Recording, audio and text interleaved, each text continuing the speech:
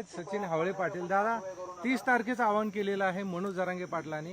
कशा पद्धतीने हे आंदोलन वेगळं असेल, उपोषण वेगळं असेल नेहमीपेक्षा, काय भावना आहे?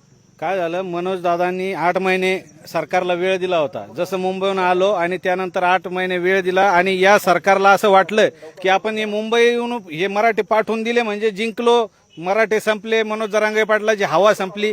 हे काही पंक्चर भोकाचे काय आधीच पंक्चर असते ते म्हणते मग जरांगे पाटला जेव्हा जेव्हा मराठ्यांना खाजवलेलं आहे, मराठ्यांनी दाखवलेलं आहे। 14 ऑक्टोबरची सभा, नारायणगडच्या 2 सभा आणि मुंबईला 2 वेळा धडकलेले मराठे आज फक्त पत्रकार परिषद ठेवली होती। हजारो मराठे नुसता सांगाव्यावर आलेले आहे। मनोज जरांगे पाटलांनी 30 मे पासून आमरण उपोषण चालू करणारे असं जाहीर केलेलं आहे। मनोज दादांना आम्ही सगळ्यांनी विनंती केली होती की आपण आमरण उपोषण करू नका। बरेच जण म्हणतात मनोज जरांगे पाटील हे वैयक्तिक निर्णय घेतात, समाजाला विचारत नाही। तर आज आपण पत्रकार बांधव आहेत, आपण सगळ्यांनी बघितलेलं आहे। मनोज जरांगे पाटलांनी समाजाला विचारलं काय करायचंय, पण समाज म्हणत होता आमरण उपोषण करू नका, पण मनोज दादा ठाम आहे। कारण या सरकारला जर संविधानिक अधिकारानेच जिंकावं लागतं। आपण बघू शकतोय आपल्याला हुकुमशाही नाहीये, आपण दंडेलशाही करू शकत नाही। आमरण उपोषण ते मनोज दादा करणार आहे। हे जे सगळा व्हिडिओ बघताय त्या सगळ्यांना विनंती आहे, जसं तुम्ही एखादे लग्न, आता लग्न सराई संपली, काल संपली, प्रत्येकाला तुम्ही मूळ वाटी घेऊन जात होते, तांदूळ अक्षता घेऊन जात होते की लेकरा बाळांसह यायचं। त्या पद्धतीने सगळ्यांनी 30 मेला आमरण उपोषण मनोज दादा चालू करत आहे, यायचं आहे।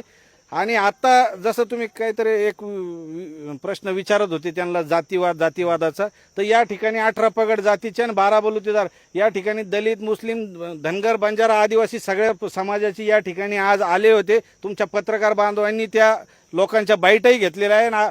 आमचं कसं असतं, बाप दाखवण्याचं श्राद्ध कर, हे बाकीचे काय असते, जसं तो एक वडापाव चोर हाक्या जो डुप्लिकेट केसाचा वीक घालतो आणि एक बिनमिशाचा वाघ मार्या, आणि आता कोणता शेंगुळे बाबा आलेला आहे मार्केटमध्ये, त्याने तर मराठ्याला सांगितलं होतं की या ठिकाणी बटुळे नाही शेंगुळे, तर त्यानं आवाहन केलं होतं मराठ्यांनी या ठिकाणी येऊन दाखवा।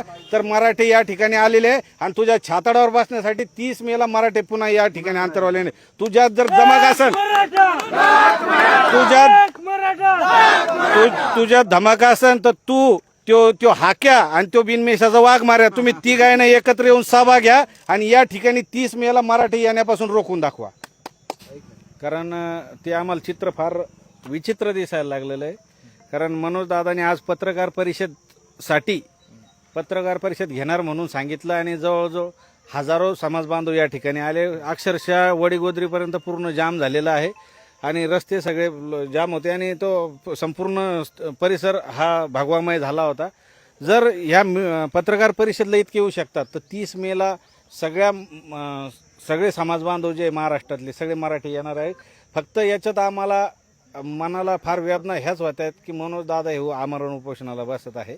या सरकार फार घट्ट काळजाचं आहे याचं आम्हाला, कारण यांनी आपल्याला 2दा मुंबईहून वापस पाठवलं, हे मराठ्यांची वेळोवेळी फसवणूक करतं।